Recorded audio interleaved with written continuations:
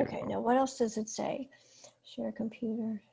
Okay, so, all right, so it's obvious that she's not coming on board, so no big deal, and if she does, then that's what it is. Okay, so as you learned, right, that the listing agreement, right, is considered a contract, yes? Yes. Okay, and in order for it to be a contract, it must have a beginning date and an ending date. Okay. All right. Otherwise, if it doesn't have that, it is not considered a contract. Okay. So here, as you're looking on here, can you see it pretty good? Yep. Okay. So I'm going to try to blow it up. There we go. Okay. So basically what you're going to do is you're going to fill it. Now, this is online. Okay. So this is on ZipLogix. So Okay. when you get your ZipLogix, you'll be able to go online. Okay. And then you can pre-fill this information. Not all of it. Okay. And that's where I have to tell you about this. Okay. So you can pre-fill the property address, the township or borough. Okay. If let's say it's an absentee owner and they have a different mailing address, then you'll fill that in there. Okay. If it's a complex or a subdivision, if we're talking about a condo or a townhome, then you would fill that in there. You'd fill in the owner's name. And then if the owner's address is the same as property address, I usually put in same as property address. Okay. Okay. But if again, it's different than the mailing address, then I would put that in there. Most of the time it's not. Okay. Gotcha. Then the home phone number, most people don't have home phone number. So I usually just put in their cell phone numbers in there. Okay. Unless they do have a home phone. Okay. Because as you can see here, there's nothing to say cell phone. So if I'm doing this online, now again, you've got a choice of doing it depending on where you are and how you're doing it. You can print it out. Okay. And then you can just scratch out home and just write down cell, or just leave it the way it is. And you know that that's their main number. Okay. Gotcha. Basically, you're going to fill this in as I have here, and listing agent as I have here. And then I always put my cell phone number. Okay. On some of the stuff, you're going to do what I say and not what I do. Okay. I like that. All right. So anyway, and I would put in the office phone number for you. Okay. So that it's properly done. Okay. Perfect. All right. So this here. Okay. So now everything after this cannot be pre-filled by you. Okay. Okay? It cannot be pre-filled. So depending on how you're going to do it, if you're going to be a laptop or iPad, or I don't even know what we want to call it. Let's call it digital. Okay. So if you want to be a digital person, okay, then you'll be able to you'll have your laptop in front of them, and then you can go down the line and fill it in. I personally don't like that.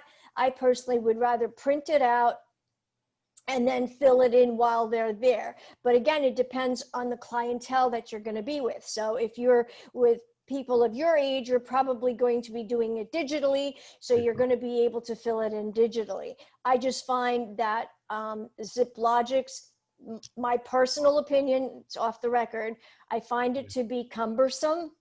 Okay. Gotcha. And that is typically why I would rather just print it out and just handwrite it. And then I just scan it in, and it's no big deal. All right. And the reason is because a lot of this has to be talked about and it has to be filled out. All right. It cannot be pre-filled. So this part that we're going over is done with the client. This is, yes, you have to, this is the listing agreement. Okay. This is the contract that's hiring us to market and sell their property. Okay. So that's what this is. So in this case here, again, the only pre-filled part would be the property address. Okay. That would be the only pre-filled part. It was pre-filled up here. You can pre-fill all of this and the property address, but after that, you cannot pre-fill anything. Because once you go on a listing agreement, okay, you don't know if you're going to be hired or not, okay, and you don't know what the price is going to be. You don't know what the commission is that you're going to negotiate. You don't know the timing that they want to put the listing on. You don't know anything. Yeah. Okay. So once you've toured the the house with the owner. Typically what you would do is you would set up the appointment with the owner, and then you'll show up at the owner's house, and then you'll usually want to take a look at the house. And the way I do it, hold on, where is it? Oh crap. Give me a second. Yeah, take your time.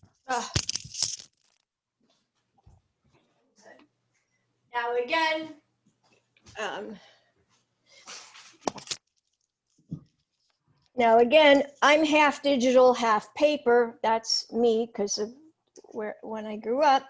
But so what I do is I have a booklet like this. Now you can have your own form, whatever it is, or if you use an iPad, okay, you can use Evernote or OneNote or whatever program that you use. But the key where I'm heading with this is that you want to take notes whilst you're walking the house with the owner.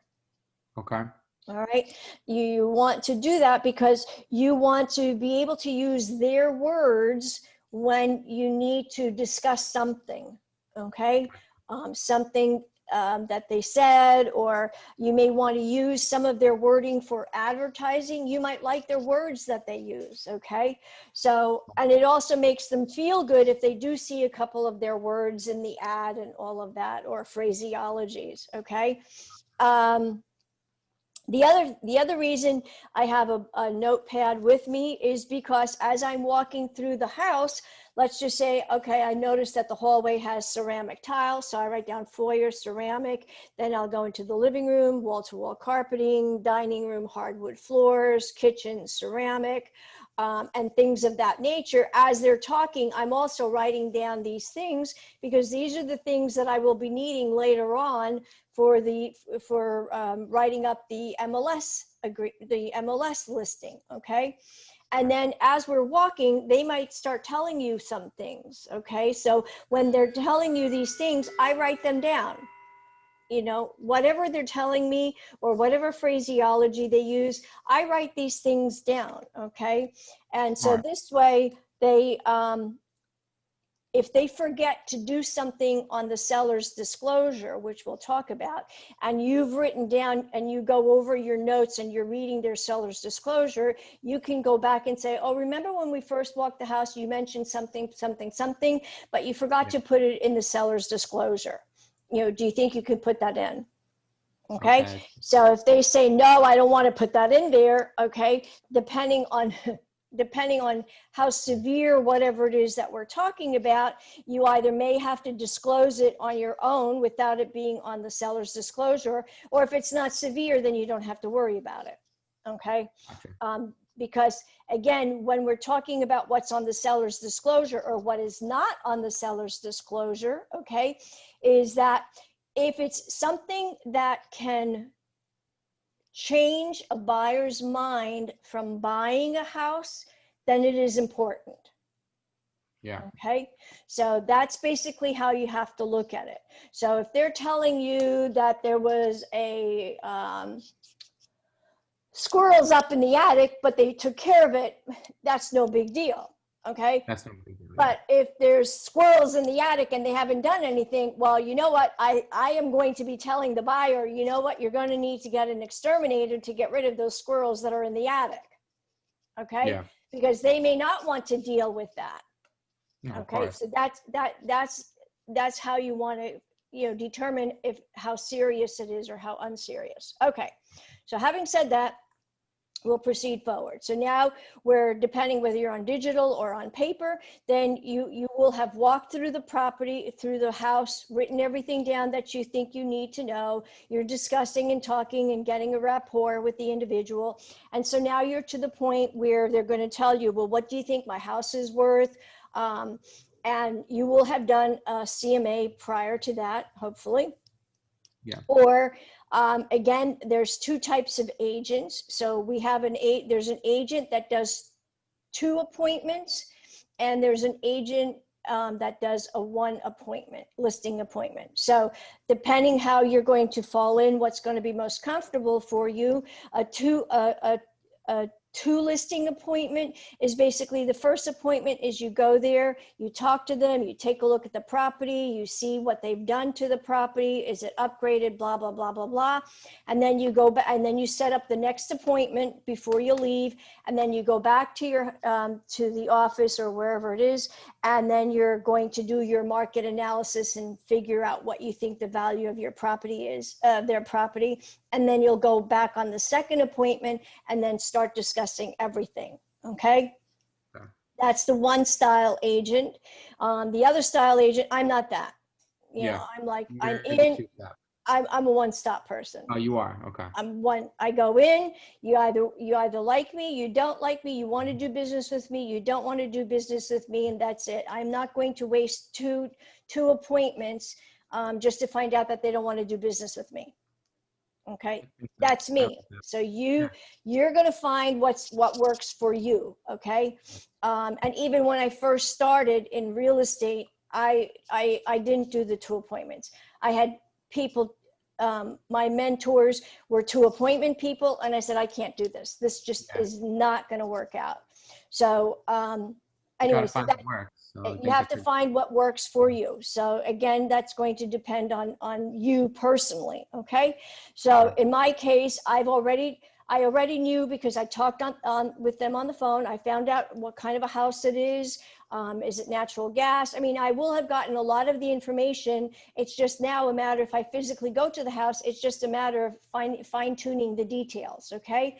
So with that, I will have been able to do some sort of a market analysis. Okay. And come up with a price range. All right. Or a market value range. Okay. And based on that, then now that we've walked through the house and the seller says, well, what do you think? At this point in time, oh, there's 3 people here. Oh, waiting room. Oh, hold on. She's here. Beautiful. She's here. She's here. She's here. Hello. Okay. She's still connecting. So anyway, based on that, then, you know, you're going to discuss what you've come up with. A lot of times the sellers have a number in their mind. Okay. And they want to, you know, they're either right on or they're totally not right on. Okay. Yeah. And so that's basically what we're now discussing. We're now discussing what the price range, what is the, you know, what value do they think that their house, you know, what value does their house have or something to that effect. That I feel like is a tricky road because I just feel like everybody thinks their house is obviously worth the most on the block. Of course. So it's finding that. It's a fine line. You walk a very fine line. You try not to give them too much information. You try to get information from them. That's really the key here, because then this way you're going to be able to tell, you know, do they think outrageous numbers, or are they thinking more realistic numbers, or within a good range? So at this point in time, then once we finish discussing, you'll sit down. Well, what do you think? And then of course they're going to go and ask you, well, what is your commission? Okay. And so you're going to negotiate your commission. So once again, on a listing agreement, the commission can never be pre-printed. It can never be pre-written or anything along those lines. So you've talked with the seller, you've given him what you think your range is. You're not going to give them a definite number because it's not you who owns the house. They own the house and they have to set the number. You can guide them along, you know, okay, well, if you go up this, if you go over the $600,000 mark, you may not get as much visibility as if you went under the $600,000 mark or right on the $600,000 mark, and explain the reasons why you feel that way. All right. So that would be that. Now, again, if you're this same listing agreement is also used. Hi, Jackie. I know I can't see you, but I know you're here. Okay. And then at the same time, you can use this same form if you're going to do a lease, if you're going to be doing a rental for somebody. So this form here is good for both. Okay. So then at this point in time, you've agreed to whatever the number is with the seller. Okay. So you've put this in here. Now you're going to ask them, would they consider, are they thinking about maybe they're renting the property if they don't sell the property. If they say no, well, then I would always put in NA. I do not leave anything blank on any form. Any form that I do in real estate does not have a blank. It has something in there, a not applicable, none, not, whatever, okay? So then you're going to be talking, and you need to know, it's easier for you to know the brief descriptions of these sections, all right? Instead of, when I first started, and you can do the same, and I have no problems even nowadays. If I feel that I'm getting uncomfortable or something, I'll just sit there, literally read every single sentence. All right. Good to do So, that. and that's basically what I do. So I say to them, okay, so now I'm going to go over the listing agreement so that you understand exactly what I'm going to be doing, what you are agreeing to, what you are not agreeing to. And then this way we all understand ourselves. So in this case, I say the owners agree to assist and fully cooperate in the sale or lease of the property, including granting the listing realtor, which would be me, the exclusive right to market the property, okay, and also to place my sign on that property. Now, again, depending on the development, if we're talking about a condo development, sometimes they do not allow the signs on there. And at that point, they'll say, oh no, our condo development doesn't allow signs. So you go, okay, fine, no big deal. But it also, I'm also talking to you about advertising the property, and it will be going out onto the internet as well as our proprietary sites, which for us proprietary sites is Sotheby's, heritagehousesotheby's.com, along with realtor.com. And then in addition, it will go to Zillow and any other sites that propagate from there. Okay, so now let's discuss, when do you want to put the house on the market? So Mike, when do you want to put the house on the market? Today. Okay, good. So, all right. So I would, if you don't mind, I would like to date it for tomorrow. Okay, because I have another appointment after you. So I think in order for me to be able to put everything into the computer, I'll need a little bit of extra time. So if you don't mind, we'll date it for tomorrow. You can sign with today's date, but the starting of the listing, we'll date it for tomorrow. And now, how long do you want to list the property for? 3 months. Is that Well, normal? at this point in time, Mike, I would suggest that we do 6 months, because the money that I'm going to be investing in the property and the time, well, nowadays it's a very short time market. You try to ask for 6. If you can't get 6, you then go to 3 months, okay? And the reason is, right now it's not a big deal about getting a 3-month listing, because the properties are walking off, or selling left and right within a week or 2 weeks, okay? But on a normal market, you would want to try to get a 6-month listing, because you're going to be spending a lot of your own monies to market the property. And so you want to get the biggest bang for your buck, not their buck, your buck. Okay. So, all right. So then in this case, then we're going to write down, so what's today's date? So today is September, October, November, December. So you're going to write down the 9th day of December, 2020. Make sure you always put 2020. Don't just do 20. Okay. 20, make sure for our year, you do 2020. Okay. So then here we're saying that we're going to exert our best efforts to obtain a buyer or leasee for the property, and they're all going to be registered through the multiple listing service. Basically meaning that other realtors from the multiple listing service are going to be showing our property, and they're hopefully going to bring us a buyer to that property. Okay, the next thing is, all persons signing this agreement as owners represent that they are either owners or authorized to sign this agreement, and they have the legal right to sell or exchange or lease the property. And owners acknowledge the receipt of the summary of the New Jersey law against discrimination, which is on the back side of the agreement. Well, if we're using digital, it'll be the second page. If we're using paper or NCR paper, it would be on the back side. But if I'm printing this out, it would still be on the second page if I'm using paper. Okay. And basically we're going to tell them that it is the Attorney General Memorandum, what is called the Attorney General Memorandum. And it's basically, we're not allowed to discriminate against anybody based on the New Jersey law against discrimination. So then the next one here is, If before the expiration date, a contract for the sale or exchange of the property is executed, regardless, doesn't matter who brought about the sale, meaning it could be another agent from another office, okay, including the owners shall pay a commission of, and then this is where we discuss what our commission is. Now, I always ask for 6%. That's my starting point, okay? Again, depending on the people, I don't know what the people, what the people are, but I always start out at 6%, and then I negotiate, I talk, I explain to them what I'm going to be doing. I'm going to be spending my own monies. I'm going to be getting a professional photographer, a videographer, a drone thing, or, whatever it is that I feel that I have to do, okay? So based on that, then I'm asking for 6%.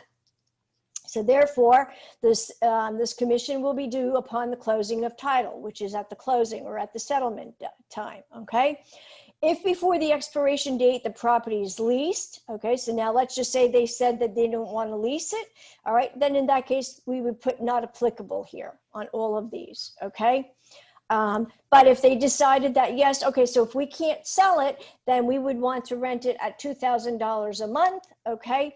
Then in that case here, what is the commission going to be? So it won't be a percentage in this case, it'll be 1 month's rent or first month's rent, okay? So we would put here 1 month's rent, okay, upon the execution of the lease, all right?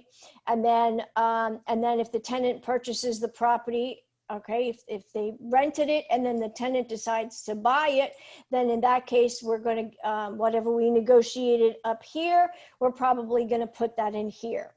Most of the time, I don't ever fill this out because most of the time the sellers want to sell, okay? And if I am going to be doing it as a lease, as a separate lease, I try to write up a separate agreement. So I have a sale agreement and then I have a lease agreement. Now, again, it all depends on how you want to do it, but that's how I do it, okay? And there is no right or wrong.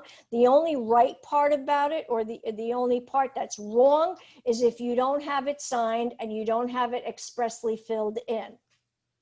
All right, that's the only wrong part.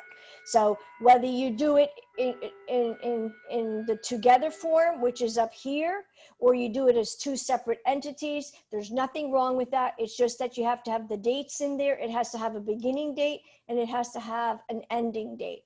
That is the most important part, because that is the most important part as far as contracts is concerned and as far as the Consumer Fraud Law Act. Okay, so if you don't have it filled in, it is not considered a contract, okay? And you can get into trouble for that. The next thing is, if a lease or contract for the sale or exchange of the property is executed within a period of. So what this means, so I usually write down 45 days, because again, what happens is as follows. If this listing expired and they turn around and relist it with somebody else, this is called the protection period. It really doesn't mean anything because the next day they listed with somebody else. But if they did not list with somebody else, okay, the listing expired, then we have an additional 45 days in which to be able to get a commission if somebody decides that they want to go and write up a contract offer on this property.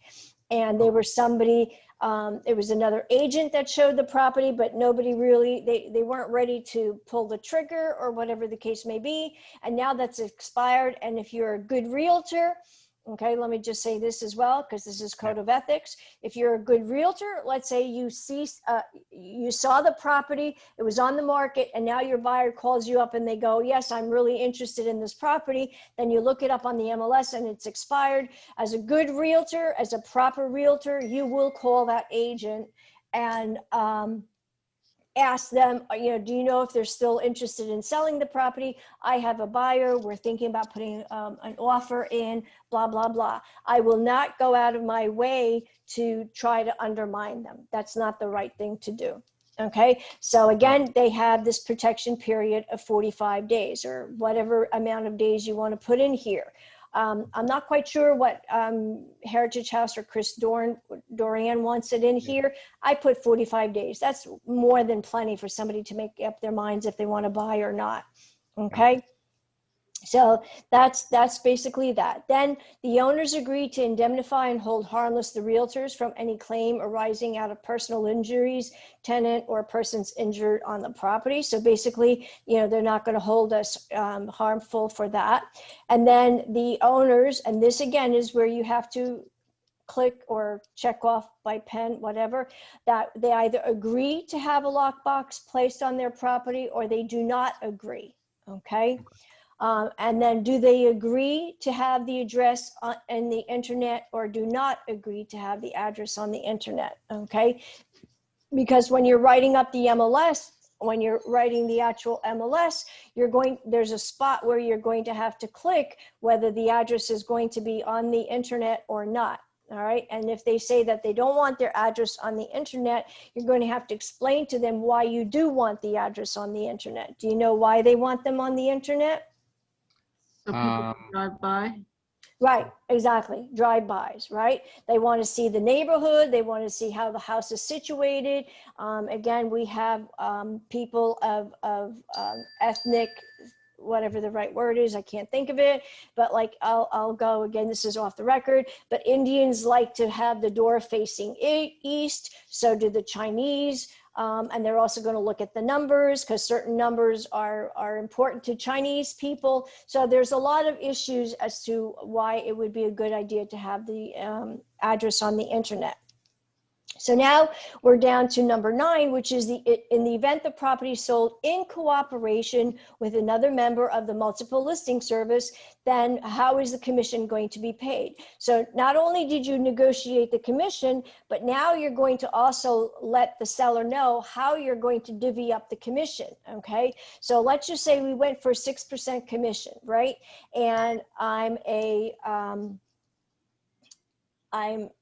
a fair person, so I automatically split it in half. So 3% for the listing side and 3% for the buyer side, okay?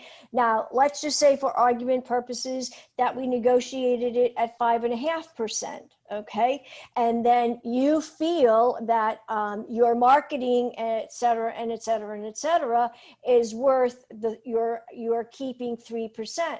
So at this point in time, you would write down that you're keeping 3% and you're giving out to the buyer 2.5%, okay? Or if you're doing 5.5, then you're doing 2.25 and 2.25 if you're going to divvy it up 50-50. But either way, while you're there talking to the seller, you're going to let them know how you're divvying up the dollar, how you're divvying up the commission, okay? Is it typically split between buyer and seller? It has to be. Oh, it's like equally though, is what I'm saying. No, it's however you want to do it. Okay, cool. I didn't know that. That's So interesting. if you have a 6% commission and you want to keep 4 and give out 2%, you can do that. It's whatever you've negotiated and agreed with the seller. Gotcha. And you're going to have to explain to them why you're doing it that way. So if you feel that your marketing costs and everything are, whatever, that's why you're keeping 4% and a 6% commission, then you'll have to, just say, well, I believe that my marketing costs are blah, blah, blah, blah, blah, blah, blah. All right. But the bottom line is they need to know how they don't really care, but they really do care. All right. Yeah. While they may not say that they care, but they do care because they want to make sure that you're going to be doing everything on their behalf to sell their property. Okay. Again, the same thing. If it's in the event that we're leasing the property and another agent is involved, then again it's going to be we will retain half of the month rental and then half and half and half. That is typical. All right. That is typical. Owners and listing realtor understand that if a buyer has been obtained by a buyer's agent who has a written buyer's agent contract with the buyer, in such case, the buyer's agent is representing the buyer and has no fiduciary responsibility to the owners or the listing realtor. Okay. So in this case, what this also means is that if they have, let's just say we're handing out 2% to the buyer's agent may have a buyer agency agreement where the buyer is going to pay them an additional 1% because they work for 3%. Okay. So, but that's between the buyer and the buyer's agent. It has nothing to do with us. Okay. The owner agree and acknowledge that the dollar amount of the commission shall be a lien or a legal claim on the purchase money proceeds derived from the sale of the property. So basically we're stating here that once the property closes, at the closing is when they will be paying our commission and not before then. Okay. In the event the property is taken by condemnation through an eminent domain proceeding while the property is under contract, the listing realtor shall be entitled to a commission set forth by the condemning authority. So that's basically if the government decides that they're going to condemn this property because they want it for, as a result of eminent domain, then whatever, let's say we did a 6% commission and the government is not going to give us a 6% commission, we're going to accept whatever it is that they're going to give us. All right. Wow. Based on that. Yeah. Okay. So basically here you're going to state that you're such and such with this firm. Okay. And you're always, just to protect yourself, you're always going to check off seller's agent and disclose dual agent if the opportunity arises. Okay. Because you might be dealing with somebody from another Heritage House office. So therefore, automatically at that point, you become disclosed dual agent. Okay. So that's something no matter what, you always check off. I would do that. You're better off in doing that than not doing this. And if they question you, what does disclosed dual agency means? Well, you should have discussed it previously with them when you had given them the CIS, the Consumer Information Statement. Yes. Okay, because in that Consumer Information Statement, you would have explained to them what the different relationships you can have with an individual in real estate, right? Okay. And we know what the Consumer Information Statement is, right? Yes. Mhm. Okay. So here, okay, in the remarks, remember, this is a contract. So whatever is in here or whatever has been omitted, all right, can make a big problem. So let's just say you walked through the house and they said that, oh, by the way, grandma's chandelier is coming with us. Okay, that is not going to be a part of the deal. So in here, it's going to be remarks, excludes all personal belongings and crystal dining room chandelier. Okay. And then you continue on. All right. And then you have to make sure that in the MLS listing itself, that you're going to put the exclusion of the dining room chandelier. All right. If you don't do that, and then they take that, let's say you forgot to put it in here and you forgot to put it in the MLS, you're in big trouble, because basically what it is what the buyer sees is what the buyer gets. Yeah. All right. And so if it has not been excluded, has not been noted on the listing agreement, has not been noted on the MLS, you are going to be buying somebody a crystal chandelier. And trust me, these things have happened with all sorts of realtors, seasoned realtors, young realtors.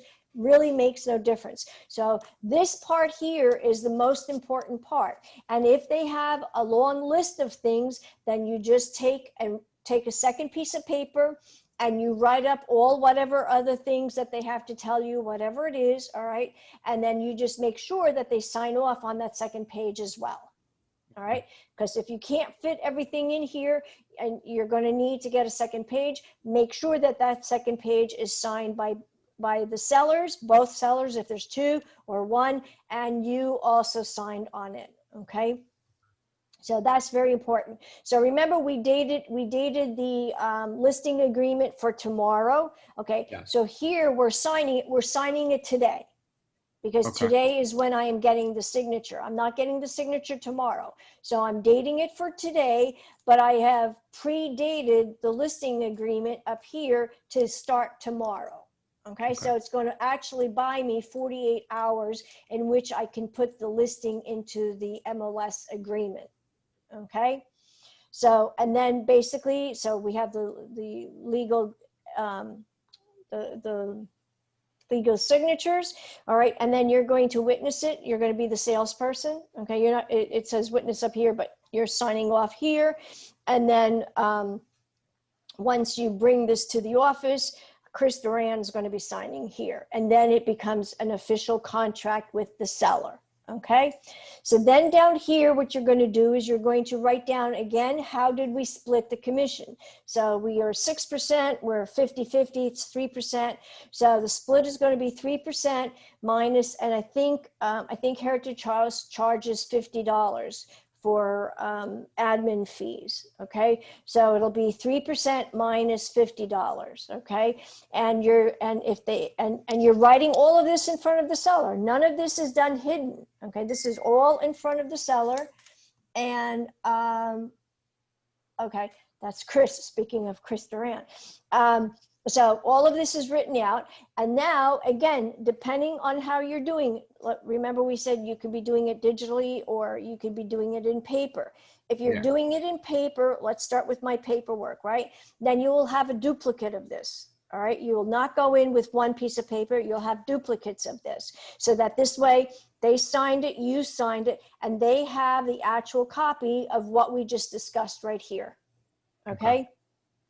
If you're doing it digitally, I've never done it. I'll be honest with you. I've never done it digitally like this in person. Digitally, I've done it when I'm on the phone with them, but I've never done it digitally in person. But I would presume it'd be very similar to e-signatures. So they e-sign off and then they automatically get a copy of it. Gotcha. Right? Okay. So again, it depends on how you do that. All right. So then this is the second page. If we were doing it digitally, this is the second page. This is the law against discrimination. All right. And if they wanted to read it, they can read it. I don't need to read it to them. I just need to let them know that we are not allowed to discriminate for any reason whatsoever. Okay. So now let me see. Okay. So I'm going to stop sharing on this. All right, and then we're going to go to, all right, we're going to go here. So this is a form, okay, that you're going, so these are the forms, these are the automatic forms you're going to bring with you to the listing agreement, or you're going to have it digital. I don't care which way you do it. Okay. So this is basically explaining dual agencies. In this case, we're writing down the property address. Okay. This can be pre-printed. Okay. This aspect of it, it can be pre-populated, and then it's going to be your name and who we are. And then we have to put our address, our signature, then the seller's signature, and the date that they signed it. So again, we're doing this listing today, so it's going to be listed today. And basically what the dual disclosure, dual agency, again, so you know, we have a form, we have a dual agency form for sellers, okay? And we have a dual agency form for buyers. We have a dual agency form for landlord, and we have a dual agency form for tenant. So when you're going into ZipLogics, you want to be sure to read the description, what it is, all right? Believe me when I tell you, many a time I pulled up the wrong one. So then I just have to redo it again. Redo it, yeah. Okay, so basically here what we're talking about is disclosed dual agency, where in this case we would be representing both parties. We'll be representing the seller side and we'll be representing the buyer side. It may not necessarily be me, the same agent, who's representing the buyer, but my office, another agent from my office may be representing the other buyer, and therefore at this point in time we become disclosed dual agent. All right, and with disclosed dual agent, basically I can only talk about the real estate transaction. I cannot discuss any private or confidential items that you may have told me. All right, and that's really what it's all about. If you want to read this to them, you're certainly more than welcome to read it, but usually by this time their eyes gloss over after having gone through the listing agreement and deciding what's keeping, what's going. Sometimes in the listing agreement, they might want to exclude the washer and dryer because they might want to use that as a negotiating ploy, you know, when they get a contract. And so you'll have to, again, if that is the case, you'll have to put that into the listing agreement stating that the washer and dryer is excluded, not because they want to negotiate, it's just that it's excluded. And then in the MLS listing, it will state that as well. And sometimes when people show the property, they will ask, well, can we negotiate the washer and dryer? And my answer is, if you're putting something, if you're putting an offer in writing, put whatever it is that you're offering, and we'll see what the seller says. And I leave it at that. Okay. Doesn't ask. All right. So, so this is the dual agency. Okay. So that's an automatic form that you must take with you. Oops. Okay. So now we'll go to the next one. All right. So if the house was built prior to 1978, what kind of a form do you think I need? The lead-based paint. Lead-based paint. Exactly. Right. So this is the lead-based paint. Okay. So, so you're filling in the property address. Your fingerprint, your nothing can be on this aspect. You can kind of help them along, all right, but they're the ones that have to initial it. So they have to initial it here, initial it here, and initial it here, and they have to check off. Do they know? Do they not know? Most of the time, 99.9% of the time, they just check off here, okay? And then they check off that they have no reports. Now, there are some houses that, got hit in Sandy, and depending what has happened, they may have reports on listing, on lead-based paint. They may or may not. They'll let you know. But 99.9, it's a no here and it's a no here. And then, again, they initial here. So then basically they're signing off on here. Again, we're putting today's date because this is when we're getting their signature. And then this is where we're going to be certifying the accuracy. Basically, I'm signing off on it here. Okay. Now, all of the dual agency agreement and this agreement, you will upload to the MLS. You want to make life easy for the buyer's agent, because in essence, we're selling the house twice. We're selling it first to the buyer's agents. We're selling it to all the other realtors. Okay. So if I can make life simple and easy for them, they're going to love me. Okay. So I make sure that all the forms and documentations that I need for my listing agreement, okay, and I need for, in case I have a contract coming in, is all on the MLS. It's uploaded into the documents, all right? So I would be uploading the lead-based paint document. I would be uploading the dual disclosed document. I would be uploading the seller's disclosure document. If we have, so that's this one here. If we have, I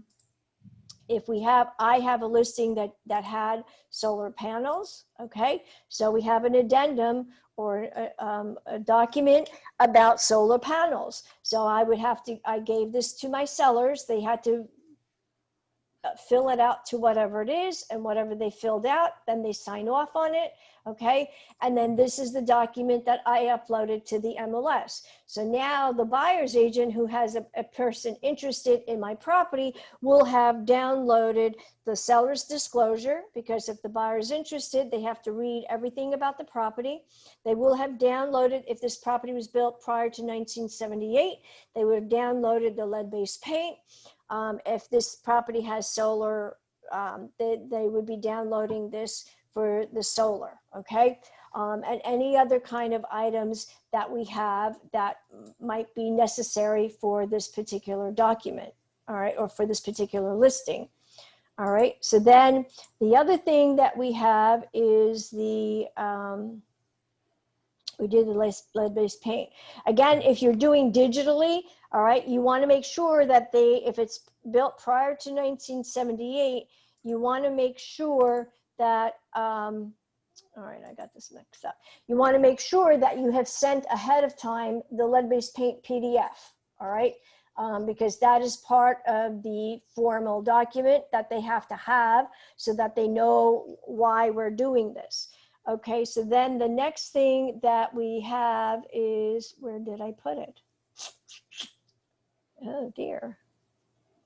All right, I don't have it here. Then that's weird. Let me just refresh it. Let me go back. Downloads. Then we have the FHA addendum. Okay, let's see if it's in here. No, it's not. I can't believe I didn't download this. All right, so we'll go backwards. So we'll go into ZipLogix. All right, are you seeing this? Yes. You're seeing my screen, right?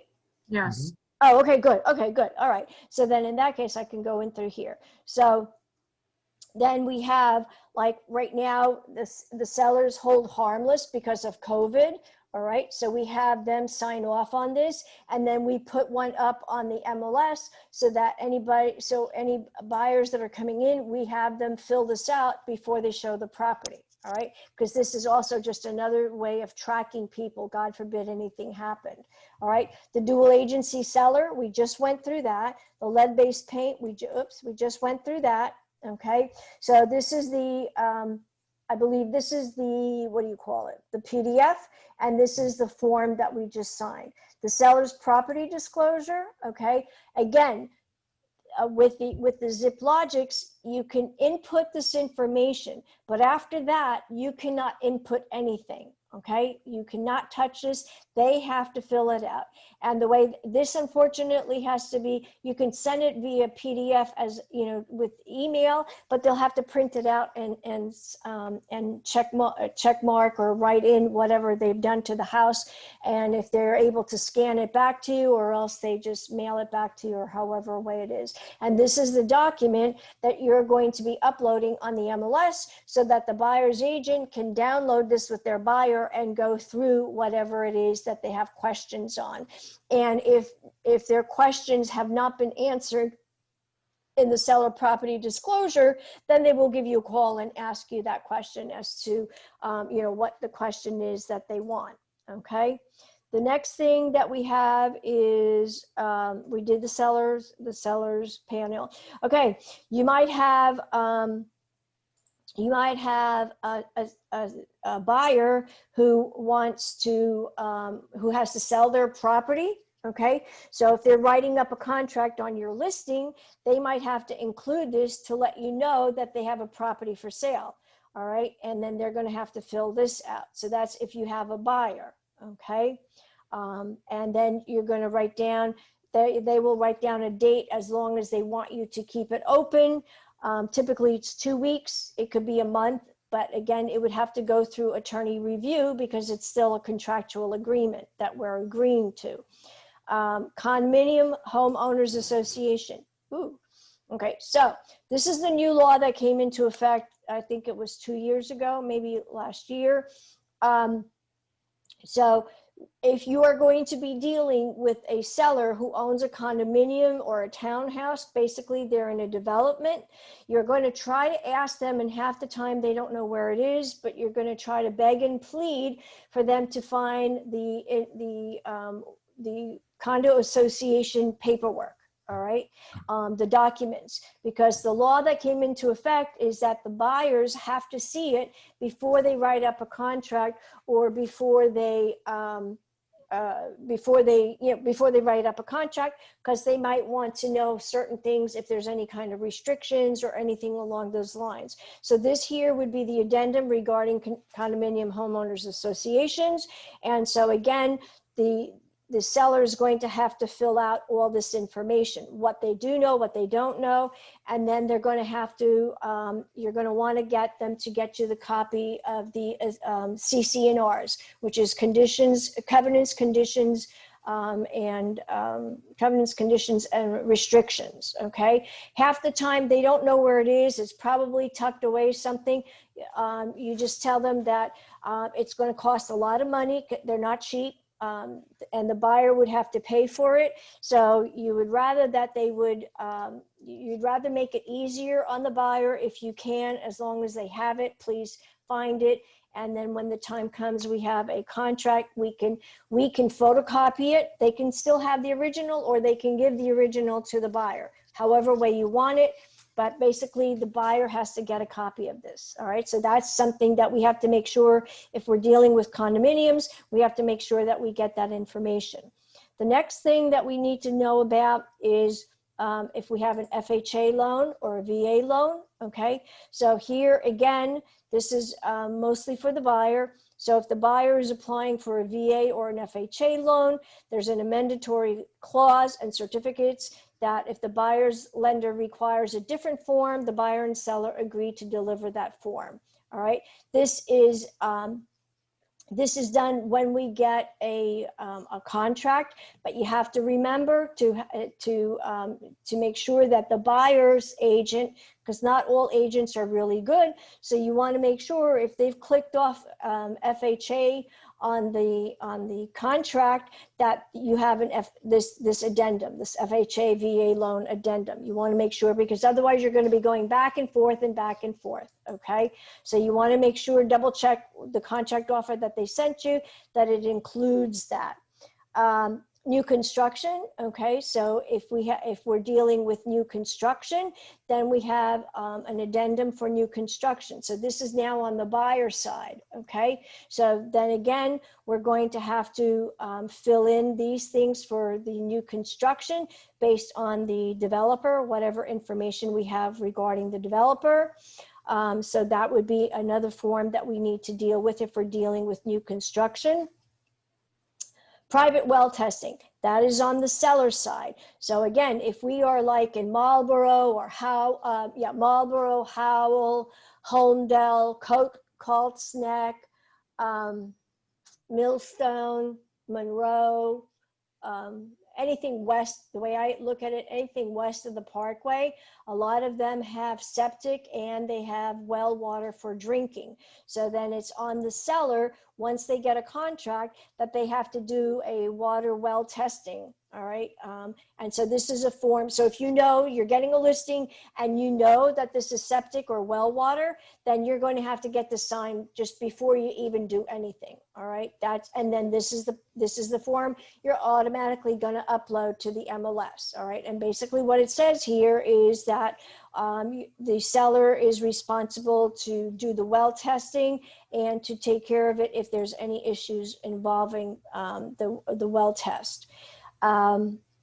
Same thing with private sewage disposal or cesspools. Okay, so here again, if we are the seller and we know that we have a cesspool, okay, or we know that we have sewage, then this way we're basically letting them know that we have a septic tank, and then we're just going to have to fill it in. Now, I'm a firm believer, I stated this at the very beginning, I do not leave it blank. So if it says here 10 calendar days, I write in 10. If it says if left blank, it's 10, I write in 10. I don't leave anything blank because I don't know who can or will not or whatever. So again, 10 here, all right? And wherever, even on a contract, okay, I fill in the numbers, I do not leave them blank, all right? That's just the way to do business. All right. This way there's there's also no misunderstandings as to how many days and all of that. So that is the well water testing, the sewage. Okay. The seller's concession. So do we know what a seller's concession is? No. Okay. A seller's concession is basically the buyer doesn't have enough money. And so what they're doing is they're asking the seller to give them monies towards their closing costs. So if the property, let's say the purchase price is $150,000, right? And they need an additional, let's just put an arbitrary number of $5,000. Okay, the buyers need an additional $5,000. All right, so in the contract, it would say that the buyers are asking the sellers for a seller's concession of $5,000. So therefore, the contract is written up as $155,000, but the seller is actually getting $150,000. Gotcha.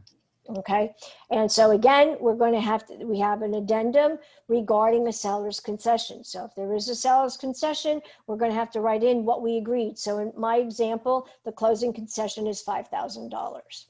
Okay, or whatever it is that we've agreed upon. All right, there's no numbers, specific numbers, it's whatever. And usually the mortgage company, the mortgage loan officer of the buyer is going to tell them what they need, and they're going to be putting it into the contract. All right, the amount that they need. So you as the listing agent don't have to worry about it, but you're going to have to sign off on the addendum. All right. Okay, seller's concession. Addenda to a short sale. Okay, so now you're with a seller, and they're telling you that that their mortgage is upside down, and so that they're talking to the bank, and that it's going to be a short sale, and so you're going to need to get this information. Who is their original bank? Do they have other banks that are other liens in addition to the bank? All right, and what the amounts are. And then here basically it's saying that the seller represents the obligations secured, or currently they're either in default or not in default, okay? And then the seller's obligation to seek approval, they have to write a letter to the bank to let them know that they want to sell it and that they're upside down and all of that. So they have to write a hardship letter. The seller is the one that has to write the hardship letter to the loan company or to the mortgage company and let them know that they're trying to sell the property, but they're upside down because the value is not in the property, and yet the mortgage is higher. And then again, basically they're acknowledging that the lien holder may agree an amount less than what is owed.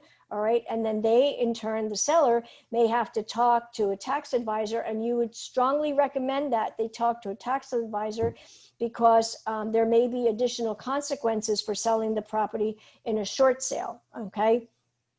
And then if there's any contract changes, it's got to be done in writing. What is the deadline for the consent? Okay, so if the seller is unable to obtain the consent by each designated lien holder by whatever date, then they can terminate the contract. And again, these are all things that you're going to be talking with the seller. These are not things that we make the decision on. It's between you and the seller. That's really the key here, because obviously we don't own the property. All right, they own the property, and we need to go by what they want to do. Now, sometimes we might tell them, you know, that, oh, maybe this isn't the right way to do it. Maybe we should extend it, or you know, do whatever, something different than what they're saying. But, you know, the bottom line is the ultimate decision is from the seller. Okay, if there's an underground fuel tank, okay, that has been a very big hot button, okay? So again, this is regarding underground to the seller's knowledge. Are there tanks? Are there not tanks? Have they been removed? Were they abandoned in place? This is a new addendum that we have to fill in, all right? So again, I basically, again, 10 days, 10 days, 10 days, all right? The buyer then has the right to do their property sweep to see if there's anything in there, okay? And then the last one here is regarding swimming pools, all right? So if you have a seller who has a swimming pool, all right, then we have to talk about that. Does the buyer agree that the sale of the property includes, let's say, an above ground swimming pool and or spa, and then heating or filtration, and then any accessories? Okay, what are they leaving behind with the accessories? Is it a heated swimming pool? Is it not a heated swimming pool? Are they leaving one of those robo vacuum cleaners for the swimming pool, et cetera, et cetera, et cetera? So these are things that you're going to fill in here. Again, if you need more space, you're going to write it on a second piece of paper, and you're going to have them sign off on it as well as you're signing off on it. All right. And that's all pretty much the documents for so far. The next one is, let's see, we're at 2 o'clock. So if you want, we can do the contract of sale for next week on Wednesday at 1 again. We could do that next week, Wednesday at 1. Yeah, Jackie, does that work? That's fine with me. Okay, now do you have any questions? I mean, I know I went fast, but are there any questions? Is there anything that you know, you want to ask?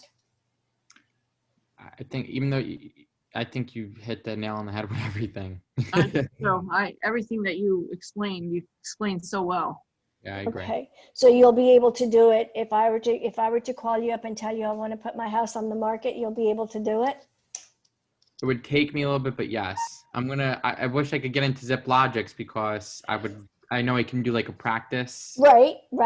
So okay, so what we can do is then we can do the following Wednesday after the contract. then we can do a listing presentation if you want, and or a buying presentation.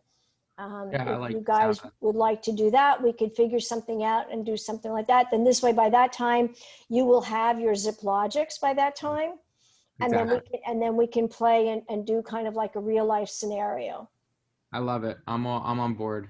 Okay. Okay, that sounds great. All right, good. So So next Wednesday, the 16th at 1 o'clock. next Wednesday, the 16th at 1 o'clock, we're doing the contract. And then the following Wednesday, we will do either a listing agreement or a contract, whatever we decide next week. Okay. All right. Beautiful. Thank you, Gloria. You're Thank you so welcome. much, Gloria. I appreciate it. Pleasure. My pleasure. So now I am going to figure out if the